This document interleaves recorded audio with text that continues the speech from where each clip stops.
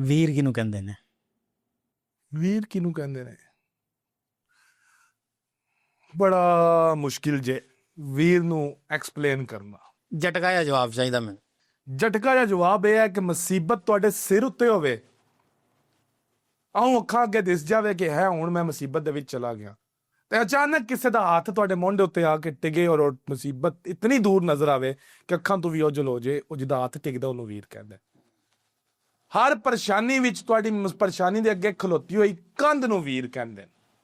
ਹਰ ਮੁਸ਼ਕਿਲ ਵਿੱਚ ਮੁਸ਼ਕਿਲ ਦੇ ਹੱਲ ਨੂੰ ਵੀਰ ਕਹਿੰਦੇ। ਔਰ ਅੱਜ ਕੱਲ ਇਹ ਵੀਰ ਲੱਭਣੇ ਬੜੇ ਮੁਸ਼ਕਿਲ ਹੋ ਗਏ ਨੇ, ਬੜੇ ਚਿੱਟੇ ਖੂਨ ਹੋ ਗਏ ਨੇ, ਕਹਿੰਦੇ ਭਾਈਆਂ ਨੂੰ ਪਤਾ ਨਹੀਂ ਕੀ ਹੋ ਗਿਆ। ਅੱਜ ਕੱਲ ਵੀਰ ਲੱਭਣਾ ਤੱਕਣਾ ਬੜਾ ਮੁਸ਼ਕਿਲ ਹੋ ਗਿਆ। ਭਾਈ ਭਾਈਆਂ ਦੇ ਦੁਸ਼ਮਣ ਹੋ ਗਏ, ਨਹੀਂ ਤਾਂ ਭਾਈ ਭਾਈਆਂ ਦੀਆਂ ਬਾਹਾਂ ਹੁੰਦੇ ਸਨ। ਜੀ ਸਾਹਿਬ, ਇਹ ਜਿਹੜੀ ਅਸੀਂ ਗੱਲ ਕਰ ਰਹੇ ਹਾਂ ਨਾ, ਇਹ ਉਹ ਜਿਸ ਵੀਰ ਦੀ ਅਸੀਂ ਗੱਲ ਕਰ ਰਹੇ ਹਾਂ ਨਾ, ਤੇ ਉਹ ਵੀ ਇਹੀ ਗੱਲ ਕਰਦਾ ਹੈ। ਕੀ ਕਰਦਾ ਹੈ? ਤੁਸੀਂ ਕਹਿ ਰਹੇ ਹੋ ਨਾ ਕਿ ਅੱਜ ਕੱਲ ਉਹ ਦੌਰ ਨਹੀਂ ਰਿਹਾ, ਉਹ ਵੀਰ ਨਹੀਂ ਰਹੇ ਅੱਜ ਕੱਲ ਦੇ, ਤੇ ਅਸੀਂ ਵੀ ਤੇ ਉਹਨਾਂ ਲੋਕਾਂ 'ਚ ਸ਼ੁਮਾਰ ਹੁੰਦੇ ਹਾਂ ਨਾ ਜਿਹੜੇ ਸਾਨੂੰ ਵੀਰ ਸਮਝਦੇ ਨੇ। ਫਿਰ ਅਸੀਂ ਵੀ ਅੱਜ ਕੱਲ ਦੇ ਵੀਰ ਨਹੀਂ ਰਹੇ। ਪੰਜੇ ਉਂਗਲਾਂ ਨਹੀਂ ਨੇ ਜਿੱਦਾਂ ਬਰਾਬਰ ਹੁੰਦੀਆਂ, ਇੱਦਾਂ ਕੋਈ ਵੀ ਗੱਲ ਜਿਹੜੀ ਹੈ ਉਹ ਹਰ ਬੰਦੇ ਲਈ ਨਹੀਂ ਫਿੱਟ ਹੋ ਸਕਦੀ। ਰੇਰ ਹੋ ਗਿਆ ਹੈ ਸਹੀ, ਕਿਰੇ ਕਿਰੇ ਹੈ, ਕਿਰੇ ਕਿਰੇ ਦਿਸਦਾ ਹੈ। ਵਜ੍ਹਾ ਇਹਦੀ ਵਜ੍ਹਾ ਬਹੁਤ ਸਾਰੀਆਂ ਚੀਜ਼ਾਂ। ਸਭ ਤੋਂ ਪਹਿਲੀ ਚੀਜ਼, ਜਿਹੜੇ ਅੱਜ ਟੱਬਰਾਂ ਵਾਲੇ ਬੱਚਿਆਂ ਨੂੰ ਵੱਡਿਆਂ ਤੋਂ ਦੂਰ ਕਰ ਗਏ। ਹਰ ਘਰ ਦੀ, ਹਰ ਖਾਨਦਾਨ ਦੀ ਇੱਕ ਲੈਗੇਸੀ ਹੁੰਦੀ ਹੈ।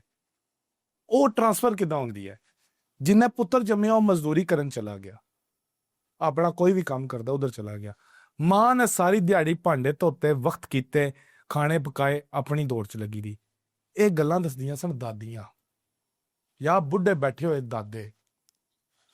ਦਾਦਾ ਦੱਸਦਾ ਸੀ, ਮੈਨੂੰ ਯਾਦ ਹੈ ਜੋ ਮੇਰੀ ਦਾਦੀ ਦੱਸਦੀ ਸੀ, ਤੇਰੇ ਅੱਬੂ ਨੂੰ ਤੇਰੇ ਤਾਏ ਨੇ ਕੰਨ ਪਕੜਾ ਦਿੱਤੇ। ਕੋਈ ਬੰਦਾ ਪੁੱਛਣ ਨਾ ਗਿਆ ਕਿਉਂ ਪਕੜਾਏ ਨੇ, ਸਿਰਫ ਇਹਦੇ ਲਈ ਉਹਨਾਂ ਨੇ ਯਕੀਨ ਸੀ ਨਾ ਕੁਝ ਗਲਤ ਕੀਤਾ ਹੋਣਾ। ਤੁਹਾਡੇ ਵੱਡੇ ਬਾਬਾ ਜੀ ਮੇਰੇ ਯਾਨੀ ਅੱਬੂ ਦੇ ਤਾਇਆ ਜਾਨ, ਕਪਤਾਨ ਮੁਹੰਮਦ ਅਜ਼ੀਮ ਨਾਮ ਸੀ ਉਹਨਾਂ ਦਾ। ਉਹ ਜਿਸ ਵਿਹੜੇ 'ਚ ਆ ਜਾਂਦੇ ਸਨ, ਸਨਾਟਾ ਛਾ ਜਾਂਦਾ ਸੀ। ਉਹਨਾਂ ਦੀ ਗੱਲ ਇਸ ਤਰ੍ਹਾਂ ਇਤਰਾਮ ਹੁੰਦਾ ਸੀ ਕਿ ਉਹ ਅਗਰ 10 ਬੰਦਿਆਂ ਤੋਂ ਫਿਰ ਕੇ ਅਗਰ ਦੂਜੇ ਨਿੱਕੇ ਭਾਈ ਨੂੰ ਪਤਾ ਲੱਗੀ ਹੈ ਨਾ, ਤਾਂ ਆਦੇ ਸਨ ਠੀਕ ਕਿਹਾ। ਇਸ ਤਰ੍ਹਾਂ ਹੀ ਹੋ ਸੀ ਜਿਸ ਤਰ੍ਹਾਂ ਉਹਨਾਂ ਕਹਿ ਦਿੱਤਾ। ਉਹ ਇੱਕ ਮੋਟੀਵੇਸ਼ਨ ਬਣਦੀ ਸੀ, ਉਹ ਇੱਕ ਚੀਜ਼ ਦਿਮਾਗ ਹੀ ਸੇਵ ਹੁੰਦੀ ਸੀ, ਇੱਕ ਫਿਲਮ, ਇੱਕ ਰੀਲ ਤਿਆਰ ਹੁੰਦੀ ਸੀ। ਤੇ ਅੱਜ ਕਰਨ ਅਰਜੁਨ ਦੇਖ ਕੇ ਬੱਚੇ ਵੱਡੇ ਹੋ ਰਹੇ ਨੇ, ਅੱਜ ਵਿੱਕੀ ਦਾਦਾ ਦੇਖ ਕੇ ਬੱਚੇ ਵੱਡੇ ਹੋ ਰਹੇ ਨੇ। ਉਹਨਾਂ ਨੂੰ ਆਪਣਾ ਕੋਈ ਕਪਤਾਨ ਯਾਦ ਨਹੀਂ, ਆਪਣਾ ਕੋਈ ਸੁਬੇਦਾਰ ਯਾਦ ਨਹੀਂ। ਮੈਂ ਤਾਂ ਸਮਝਣਾ ਜ਼ਰੂਰੀਆਤ ਔਰ ਸਹੂਲੀਅਤ ਦੇ ਵਿੱਚ ਫਰਕ ਆ ਗਿਆ ਵੈ। ਹੁਣ ਇੱਕ ਵੀਰ ਹੈ, ਇੱਕ ਭਰਾ ਹੈ, ਤੇ ਉਹਨੂੰ ਦੌਰ ਤੇ ਰਹੇ ਨਹੀਂ, ਪੁਰਾਣਾ ਦੌਰ ਤੇ ਰਿਹਾ ਨਹੀਂ। ਜੁਆਇੰਟ ਫੈਮਿਲੀ ਸਿਸਟਮ ਵਾਲੇ ਚੱਕਰ ਨਹੀਂ ਰਹੇ ਕਿ ਇੱਕ ਵਿਹੜੇ 'ਚ 7 ਭਰਾ ਵੀ ਰਹਿੰਦੇ ਨੇ। ਸਾਦੀ ਜੀ ਗੱਲ ਕਰਨ, 2 ਇੱਟਾਂ ਨੇ ਘਰ ਛੱਡੇ ਨੇ, ਚਿੱਟੇ ਲਹੂ ਭਰਾਵਾਂ ਦੇ, ਕੋਈ ਸ਼ੱਕ ਹੀ ਨਹੀਂ। ਤੇ ਹਰ ਭਰਾ ਨੇ ਕੋਸ਼ਿਸ਼ ਕੀਤੀ ਹੈ ਕਿ ਆਪਣੇ ਬੱਚਿਆਂ ਲਈ ਸੈਪਰੇਟ ਕਰਾਂ, ਮੈਂ ਕੁਝ ਉਹਨਾਂ ਦੇ ਉਹਦੇ ਲਈ ਕੁਝ ਬਣਾਵਾਂ। ਇਹ ਠੀਕ ਹੈ ਨਾ, ਇਹ ਤਾਂ ਉਹਨਾਂ ਦਾ ਹੱਕ ਹੈ, ਉਹ ਸੈਪਰੇਟ ਹੋਣ। ਇਹ ਚੀਜ਼ ਵੀ ਬੇਸ ਬਣੀ ਹੈ ਇਸ ਚੀਜ਼ ਦੀ। ਲੇਕਿਨ ਮੈਂ ਦੱਸਣਾ ਉਹਦੇ ਵਿੱਚ ਜਿਹੜੀ ਉਹਨਾਂ ਚੀਜ਼ ਮਿਸ ਕਰ ਦਿੱਤੀ ਹੈ, ਉਹਨਾਂ ਉਹਦੇ 'ਚ ਮਿਸ ਕਰ ਦਿੱਤੀ ਹੈ ਕਿ ਉਹ ਖੁਦ ਇਤਫਾਕ ਵਿੱਚ ਨਹੀਂ ਬੈਠੇ। ਵੱਡੇ ਕੋਲ ਆਪਣੇ ਬੱਚੇ ਨੂੰ ਬਹਿਣ ਦਾ ਵਕਤ ਨਹੀਂ ਦਿੱਤਾ। ਇੱਥੇ ਗੱਲ ਆ ਜਾਂਦੀ ਵੈਲਿਊ ਦੀ। ਜਿਹੜੇ ਦੌਰ ਦੀ ਤੁਸੀਂ ਗੱਲ ਕਰਦੇ ਹੋ ਨਾ, ਉਹ ਅਗਰ ਕੋਈ ਚਾਚਾ, ਤਾਇਆ, ਪਿਓ ਹੈ, ਜਿਹੜਾ ਵੀ ਕੋਈ ਇੱਕ ਚੀਜ਼ ਲੈ ਕੇ ਆਇਆ ਨਾ, ਤੇ ਉਹਨੇ ਇਹ ਨਹੀਂ ਆ ਕੇ ਕਹਿਣਾ ਕਿ ਸਿਰਫ ਮੇਰੇ ਬੱਚਿਆਂ ਨੂੰ ਦੇ ਦੇਈਂ। ਉਹਨੇ ਕਹਿਣਾ ਬੱਚਿਆਂ ਨੂੰ ਦੇ ਦੇਈਂ। ਉਹਦੇ ਵਿੱਚ ਤਾਏ ਦੇ ਬੱਚੇ ਵੀ, ਚਾਚੇ ਦੇ ਬੱਚੇ ਵੀ, ਉਹ ਜਿੰਨੇ ਵੀ ਬੱਚੇ ਵੀ ਉਸ ਘਰ ਦੇ ਵਿੱਚ ਸਾਰਿਆਂ ਨੂੰ। ਹੁਣ ਉਹ ਚੱਕਰ ਰਿਹਾ ਨਹੀਂ। ਮੈਂ ਕਹਿੰਦਾ ਇੱਕ ਬੱਚਾ ਤੁਹਾਡਾ ਕਰਾਚੀ ਸ਼ਿਫਟ ਹੋ ਗਿਆ ਸ਼ਾਦੀ ਕਰਕੇ, ਇੱਕ ਲਾਹੌਰ ਇਸਲਾਮਾਬਾਦ ਚਲਾ ਗਿਆ। ਗਰਮੀਆਂ ਦੀਆਂ ਛੁੱਟੀਆਂ ਹੋਈਆਂ ਨਾ ਬੱਚਿਆਂ ਦੀਆਂ, ਬੱਚਿਆਂ ਨੂੰ ਭੇਜਦਾ ਮਾਂ ਪਿਓ। ਉਹ 3 ਮਹੀਨੇ ਹੀ ਕਾਫੀ ਨੂੰ ਦੀ ਪੂਰੀ ਜ਼ਿੰਦਗੀ ਦੇ ਲਈ। ਅਸੀਂ ਇਹ ਕਰ ਨਹੀਂ ਰਹੇ। ਸਾਡੇ ਕੋਲ ਆਪਣੇ ਕੋਲ ਵਕਤ ਨਹੀਂ ਨਾ, ਅਸੀਂ ਔਲਾਦ ਨੂੰ ਵੀ ਮੋਬਾਈਲ ਫੋਨਸ ਤੱਕ ਮਹਿਦੂਦ ਕਰ ਦਿੱਤਾ ਹੋਇਆ। ਉਹਨਾਂ ਨੂੰ ਆਪਣਾ ਕਲਚਰ, ਆਪਣੀ ਵਿਰਾਸਤ, ਆਪਣੀ ਸਕਾਫਤ ਦੇ ਹੀ ਨਹੀਂ ਰਹੇ। ਅਸੀਂ ਅੱਗੇ ਡਿਲੀਵਰ ਨਹੀਂ ਕੀਤਾ, ਡਿਲੀਵਰੀ ਨਹੀਂ ਹੋ ਰਿਹਾ। ਮੇਰੇ ਤੱਕ ਇਹ ਜਿਹੜੀ ਗੱਲ ਆਈ ਹੈ, ਮੇਰੀ ਦਾਦੀ ਮਨ ਦੱਸੀ ਹੈ, ਉਹ ਮੇਰੇ ਬੱਚੇ 'ਚ ਮੇਰੇ ਕੋਲ ਦੱਸਣ ਦਾ ਵਕਤ ਨਹੀਂ। ਮੈਂ ਰਾਤ ਨੂੰ ਸ਼ਾਇਦ ਉਸ ਵਕਤ ਘਰ ਜਾਂ ਜਿਸ ਵਕਤ ਉਹ ਸੋ ਚੁੱਕਿਆ ਹੋਵੇ, ਔਰ ਸੁਬਾਹ ਸ਼ਾਇਦ ਉਹ ਖੇਡਦਾ ਪਿਆ ਸੀ, ਤਾਂ ਮੈਂ ਉੱਠ ਕੇ ਆਪਣੀ ਡਿਊਟੀ ਤਾਂ ਰੋਜ਼ੀ ਕਮਾਉਣ ਚਲਾ ਜਾਂਦਾ। ਫਿਰ ਇਹ ਜ਼ਮਾਨਾ ਚੇਂਜ ਹੋ ਗਿਆ ਨਾ, ਇਨਸਾਨ ਨਹੀਂ ਚੇਂਜ ਹੋਏ, ਸਾਡੀਆਂ ਪ੍ਰਾਇੋਰਟੀਜ਼ ਚੇਂਜ ਹੋ ਗਈਆਂ, ਜ਼ਮਾਨਾ ਚੇਂਜ ਹੋ ਗਿਆ। ਅਗਰ ਮੈਂ ਉਸ ਬੱਚੇ ਦੀ ਮੈਂ ਤਰਬੀਅਤ ਕਰਨੀ ਹੈ, ਮੈਂ ਚਾਹਨਾ ਵੀ ਉਹਦੇ ਵਿੱਚ ਮੇਰੇ ਬਾਪ ਨਜ਼ਰ ਆਵੇ, ਮੇਰੇ ਦਾਦੇ ਦਾ ਰੰਗ ਨਜ਼ਰ ਆਵੇ, ਮੇਰੇ ਪੜਦਾਦੇ ਦਾ ਰੰਗ ਨਜ਼ਰ ਆਵੇ, ਉਹਦੇ ਲਈ ਮੈਨੂੰ ਘਰ ਦੇ ਕਿਸੇ ਵੱਡੇ ਕੋਲ ਉਹਨੂੰ ਬਾਹਰ ਆਉਣ ਦੀ ਜ਼ਰੂਰਤ ਹੈ। ਉਹ ਕਹਾਣੀਆਂ ਜਿਹੜੀਆਂ ਵੱਡਿਆਂ ਦੀਆਂ ਅਸੀਂ ਸੁਣੀਆਂ ਉਹਨੂੰ ਸੁਣਾਉਣ ਦੀ ਜ਼ਰੂਰਤ ਹੈ। ਫਿਰ ਉਹ ਵੀਰ ਨਿਕਲੇਗਾ ਜਿਹਦਾ ਤੁਸੀਂ ਪੁੱਛ ਰਹੇ। ਅੱਜ ਕੱਲ ਤਾਂ ਘਰ ਦੇ ਵੱਡੇ ਇੰਤਜ਼ਾਰ ਹੀ ਕਰਦੇ ਨੇ, ਕੋਈ ਸਾਡੇ ਕੋਲ ਆ ਕੇ ਬਵੇ ਉਹਨੂੰ ਦੱਸੀਏ ਫਲਾਣੀ ਜਗ੍ਹਾ ਦਰਦ ਹੈ, ਲੱਤਾਂ ਦਬਾ ਦੇ, ਬਾਹਾਂ ਦਬਾ ਦੇ, ਉਹ ਇੰਤਜ਼ਾਰ ਹੀ ਕਰਦੇ ਰਹਿੰਦੇ। ਸਹੀ ਕਹਿੰਦੇ ਹੋ, ਫਿਰ ਟਾਈਮ ਨਹੀਂ, ਤਾਂ ਫਿਰ ਉਹ ਵੀਰ ਵੀ ਨਿਕਲਦੇ ਨਹੀਂ ਨਾ, ਫਿਰ ਨਹੀਂ ਨਿਕਲਦੇ, ਜ਼ਾਹਿਰ ਗੱਲ ਉਹ ਤਰਬੀਅਤ ਅੱਗੇ ਹੀ ਨਹੀਂ ਆ ਰਹੀ ਨਾ। ਉਹ ਵੀਰ ਉਸ ਮਾਈ ਕੋਲ ਨਿਕਲਣ ਜਿਹੜੀ ਬੈਠੀ ਹੈ ਦੱਸਣ ਵਾਸਤੇ ਕਿ ਮੇਰੇ ਗੋਡੇ ਹੀ ਦਰਦ ਹੈ, ਤਾਂ ਉਹ ਹੀ ਨਹੀਂ ਸੁਣਨੇ ਨੂੰ ਕੋਈ ਤਿਆਰ। ਉਸ ਮਾਈ ਦੇ ਵੀਰਾਂ ਦੀ ਗੱਲ ਕੌਣ ਸੁਣੇਗਾ? ਅਸੀਂ ਬੱਚਿਆਂ ਨੂੰ ਇਹੀ ਸਿਖਾ ਰਹੇ ਹਾਂ, ਸਵੇਰ 9 ਤੋਂ ਰਾਤੀ 9 ਤੱਕ ਬਾਹਰ ਨਿਕਲਣਾ ਹੈ, ਰੋਟੀ ਕਮਾ ਕੇ ਲਿਆਣੀ ਹੈ ਤੇ ਤੁਹਾਨੂੰ ਖਿਲਾਣੀ ਹੈ ਤੇ ਆਪਣੇ ਬੱਚਿਆਂ ਨੂੰ ਖਿਲਾਣੀ ਹੈ, ਅੱਗੇ ਚਲਾਣਾ ਹੈ, ਬਸ ਸਿਰਫ ਇਹੀ ਦੱਸ ਰਹੇ ਹਾਂ ਅਸੀਂ ਬੱਚਿਆਂ ਨੂੰ। ਇਸੇ ਗੱਲ ਅਸੀਂ ਫਿਰ ਦੇਖੋ ਨਾ, ਇੱਕ ਕਲਚਰ ਆਪਣਾ ਅਸੀਂ ਡਰਾਈਵਰ ਨਹੀਂ ਕਰ ਰਹੇ। ਦੇਖੋ ਨਾ, ਅਸੀਂ ਵੈਲਿਊਜ਼ ਵਿੱਚ ਪਿੱਛੇ ਕਿੰਨੇ ਟੁਰ ਗਏ ਹਾਂ। ਸਾਡੀ ਵੈਲਿਊਜ਼ ਰਹਿ ਕਿੱਥੇ ਗਈਆਂ? ਚੋਈ ਸਾਹਿਬ, ਮੈਂ ਕੱਲ ਰਾਤ ਨੂੰ ਆਪਣੀ ਫੁੱਫੋ ਕੋਲ ਬੈਠਿਆ ਸੀ, ਉਹਨਾਂ ਕਿਹਾ ਵੀ ਸਾਡੇ ਵਿੱਚ ਜਿਹੜਾ ਇੱਕ ਭਾਈ ਇੱਕ ਦਿਨ ਵੱਡਾ ਹੁੰਦਾ ਸੀ ਨਾ, ਚਾਚੇ ਦਾ ਪੁੱਤਰ, ਤਾਏ ਦਾ ਪੁੱਤਰ, ਮਾਮੇ ਦਾ ਪੁੱਤਰ, ਅਸੀਂ ਕਦਮ ਵੀ ਉਹਦੇ ਨਾਲ ਇੱਕ ਕਦਮ ਅੱਗੇ ਨਾ ਸੀ ਪਾਉਂਦੇ।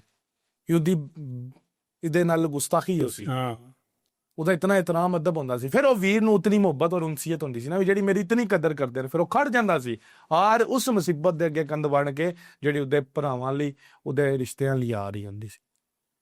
ਦਿਹਾਤੀ ਏਰੀਏ, ਮੁਸਾਫਾਤੀ ਜਿਹੜੇ ਏਰੀਏ ਨੇ, ਉਹਨਾਂ ਦੇ ਵਿੱਚ ਅਜੇ ਵੀ ਇਹ ਕਲਚਰ ਬਾਕੀ ਹੈ, ਰਵਾਇਤ ਉੱਥੇ ਵੀਰ ਵੀ ਬਾਕੀ ਪਾਏ ਹੈ ਜਾਣ, ਕਿ ਉੱਥੇ ਰਿਸ਼ਤੇ ਵੀ ਬਾਕੀ ਨੇ, ਰਿਸ਼ਤੇ ਵੀ ਬਾਕੀ। ਤੇ ਸ਼ਹਿਰ ਦੀ ਜ਼ਿੰਦਗੀ ਦੌੜਦੀ ਜ਼ਿੰਦਗੀ ਹੈ, ਦੌੜਦੀ ਜ਼ਿੰਦਗੀ ਹੈ, ਪਰ ਗਵਾਂਢ ਮਾਤਮ ਹੋ ਜਾਂਦੀ ਹੈ, ਪਤਾ ਨਹੀਂ ਹੁੰਦਾ ਬਾਬਾ ਮਰਿਆ ਜਾਂ ਮਾਈ ਮਰੀ ਹੈ। ਸਹੀ ਗੱਲ ਹੈ। ਇਹ ਤਾਂ ਜਨਾਜ਼ੇ ਜਿਹੜਾ ਮੌਲਵੀ ਸਾਹਿਬ ਦੱਸਦੇ ਨੇ, ਤਾਂ ਉਹਲਾ ਪਤਾ ਚੱਲਦਾ ਵੀ ਇਹਨਾਂ ਦੀ ਮਾਈ ਮਰ ਗਈ ਹੈ। ਹਾਂ, ਹਾਲਤ ਤਾਂ ਸਾਡੀ ਇੱਥੇ ਤੱਕ ਪਹੁੰਚ ਗਈ ਹੈ ਨਾ ਸ਼ਹਿਰੀਆਂ ਦੀ, ਬਲ ਕੈਫ ਗ੍ਰਾਮ ਵਿੱਚ ਅੱਜ ਵੀ ਬਾਕੀ ਹੈ। ਔਰ ਮੇਰੀ ਦੁਆ ਹੈ ਕਿ ਯਾਰ ਇਹ ਕਦੇ ਖਤਮ ਨਾ ਹੋਵੇ, ਸਾਡੇ ਬੱਚੇ ਸਾਡੀਆਂ ਨਸਲਾਂ ਦੇਖਣ, ਔਰ ਇਹ ਹੀ ਅਸਲ ਜ਼ਿੰਦਗੀ ਦਾ ਮਜ਼ਾ ਹੈ ਜਿਹਦੇ ਵਿੱਚ ਵੀਰ ਵੀਰਾਂ ਲਈ ਜ਼ਿੰਦਾ ਰਹਿਣ, ਰੰਨਾਂ ਲਈ ਨਹੀਂ। ਇਹਦੇ ਫਿਰ ਇਹ ਜ਼ਰੂਰੀ ਹੈ ਨਾ ਕਿ ਅਸੀਂ ਆਪਣਾ ਘੰਟਾ 2 ਘੰਟੇ ਕੱਢ ਕੇ ਤੇ ਬੱਚਿਆਂ ਦੀ ਤਰਬੀਅਤ ਇਦਾਂ ਕਰੀਏ ਵੀ ਉਹਨਾਂ ਨੂੰ ਕਲਚਰ ਇੱਕ ਤਾਂ ਡਿਲੀਵਰ ਕਰੀਏ। ਦੂਆ, ਜਾ ਪੁੱਤਰ ਚਾਚੇ ਕੋਲ ਜਾ ਕੇ ਬਹਿ, ਤਾਏ ਕੋਲ ਬਹਿ, ਦਾਦੇ ਕੋਲ ਬਹਿ, ਕਿਸੇ ਵੱਡੇ ਕੋਲ ਬਹਿ। ਇਦਾਂ ਨਹੀਂ ਹੋ ਸਕਦਾ। ਹੁਣ ਇਹਦੇ ਲਈ ਇਹ ਚਾਹੀਦਾ ਹੈ, ਜਿਸ ਤਰ੍ਹਾਂ ਸਾਡੇ ਅੰਜਮ ਸਰੋਇਆ ਸਾਹਿਬ ਬੈਠੇ ਨੇ, ਬਾਬਾ ਜੀ ਨਸੀਰ ਨੇ, ਔਰ ਇਸ ਤਰ੍ਹਾਂ ਦੇ ਹੋਰ ਬਹੁਤ ਸਾਰੇ ਨਾਨ ਜਿਹੜੇ ਮਾਂ ਬੋਲੀ ਉੱਤੇ ਕੰਮ ਕਰ ਰਹੇ ਨੇ, ਉਹਨਾਂ ਨੂੰ ਇਹ ਚੀਜ਼ ਡਿਲੀਵਰ ਕਰਨੀ ਪੈਸੀ। ਉਹ ਤੇ ਆਪਣਾ ਜਿਹੜਾ ਬੱਚਾ ਹੈ ਉਹ ਮੋਬਾਈਲ ਦੇਖਦਾ ਹੈ, ਉਹ ਵੱਡੇ ਦਾ ਮੂੰਹ ਨਹੀਂ ਦੇਖਣਾ ਚਾਹੁੰਦਾ, ਤੇ ਘਰ ਦਾ ਪੀਰ ਹੋਲਾ ਹੁੰਦਾ ਹੈ, ਘਰ ਦੀ ਮੁਰਗੀ ਦਾਲ ਬਰਾਬਰ ਹੁੰਦੀ ਹੈ। ਹੁਣ ਇਹਨਾਂ ਸਾਰੇ ਲੋਕਾਂ ਨੂੰ ਜਿਹੜੇ ਪੰਜਾਬੀ ਉੱਤੇ ਕੰਮ ਕਰਦੇ ਨੇ ਪਏ, ਉਹਨਾਂ ਨੂੰ ਇਸ ਚੀਜ਼ ਉੱਤੇ ਕੰਮ ਕਰਨਾ ਪਏਗਾ ਕਿ ਹਰ ਬੱਚੇ ਤੱਕ ਉਹ ਪੈਗਾਮ ਪਹੁੰਚੇ ਕਿ ਅਸੀਂ ਹੈ ਕੌਣ ਆ, ਸਾਡੀ ਪੰਜਾਬੀਅਤ ਖਤਮ ਹੋ ਗਈ ਹੈ। ਔਰ ਪੰਜਾਬੀ ਇੱਕ ਬਹਾਦਰ ਔਰ ਬੜੀ ਦਲੇਰ ਔਰ ਨਿਡਰ ਕੌਮ ਸੀ। ਅਸੀਂ ਬੱਚਿਆਂ ਨੂੰ ਉਰਦੂ ਦੇ ਲਾਤ ਹੈ, ਇੰਗਲਿਸ਼ ਤੇ ਲਾਤ ਖਤਮ ਕਰ ਦਿੱਤਾ ਨਾ। ਅਸੀਂ ਪੰਜਾਬੀ ਬੋਲਣਾ ਬੇਸ਼ਰਮੀ ਸਮਝਦੇ ਹਾਂ, ਤੋਹੀਨ ਸਮਝਦੇ ਹਾਂ, ਬੱਚੇ ਨੂੰ ਬਦਤਮੀਜ਼ ਸਮਝਦੇ ਜਿਹੜਾ ਬੱਚਾ ਪੰਜਾਬੀ ਬੋਲਦਾ ਹੈ, ਜਦ ਕਿ ਪੰਜਾਬੀ ਬਦਤਮੀਜ਼ੀ ਨਹੀਂ ਹੈ। ਪੰਜਾਬੀ ਦੇ ਅੰਦਰ ਹੋਇਆ ਕਿ ਸਟੇਜ ਡਰਾਮੇ ਸ਼ੁਰੂ ਹੋ ਗਏ। ਇਹ ਫਰਕ ਕਿੱਥੋਂ ਲੱਗਾ ਹੈ? ਇਹ ਸਟੇਜ ਡਰਾਮੇ ਜਦ ਸ਼ੁਰੂ ਹੋਏ ਨਾ, ਤਾਂ ਫਿਰ ਉਹ ਇੱਕ ਕਨਸੈਪਟ ਬਣ ਗਿਆ ਕਿ ਪੰਜਾਬੀ ਚ ਗੰਦੀ ਗੱਲ ਹੋ ਸਕਦੀ ਹੈ, ਗੰਦੀ ਹੋ ਸਕਦੀ ਹੈ, ਜਾਂ ਇਹਦਾ ਕਹਿ ਲਓ ਵੀ ਪੰਜਾਬੀ ਯਾਰ ਜਾਇਲਾਂ ਦੀ ਜ਼ੁਬਾਨ ਹੈ, ਗੱਲ ਜਿਹੜੀ ਹੈ ਇਸ ਤਰ੍ਹਾਂ ਕਰਕੇ ਲੋਕ ਸਮਝਦੇ ਨੇ। ਲੇਕਿਨ ਤਮੀਜ਼ ਜਿਹੜੀ ਆ ਉਰਦੂ ਦੇ ਵਿੱਚ, ਇੰਗਲਿਸ਼ ਦੇ ਵਿੱਚ ਹੀ ਹੈ, ਪੰਜਾਬੀ ਦੇ ਵਿੱਚ ਕੋਈ ਨਹੀਂ। ਇਹ ਫਰਕ ਬੰਦੇ ਵਿੱਚ ਹੁੰਦਾ ਹੈ, ਬੰਦੇ ਦੇ ਕੰਮ ਵਿੱਚ ਹੁੰਦਾ ਹੈ, ਜ਼ੁਬਾਨ ਚ ਨਹੀਂ ਹੁੰਦਾ। ਗੱਲ ਤਾਂ ਅੰਗਰੇਜ਼ੀ ਚ ਵੀ ਕੱਢੀ ਜਾ ਸਕਦੀ ਹੈ। ਹਾਂਜੀ, ਉਹ ਸਮਝ ਨਹੀਂ ਨਾ ਹੁੰਦੀ, ਇਸ ਗੱਲ ਉਹਦਾ ਸਵਾਦ ਨਹੀਂ ਆਉਂਦਾ। ਲੇਕਿਨ ਪੰਜਾਬੀ ਅਸੀਂ ਖੁਦ ਛੱਡਦੇ ਜਾਂਦੇ ਹਾਂ ਪਏ, ਆਪਣੇ ਬੱਚਿਆਂ ਨੂੰ ਸਿਖਾਣੇ ਉੱਤੇ ਤੋਜੋ ਨਹੀਂ ਦਿੰਦੇ ਪਏ। ਸਾਨੂੰ ਇਹ ਬੜਾ ਕੁਝ ਵਾਪਸ ਲੈਣਾ ਪਿਆ ਸੀ, ਤਾਂ ਫਿਰ ਉਹ ਵੀਰ ਪੈਦਾ ਹੋ ਸੀ ਜੀ ਚੋਇਸ ਸਾਹਿਬ।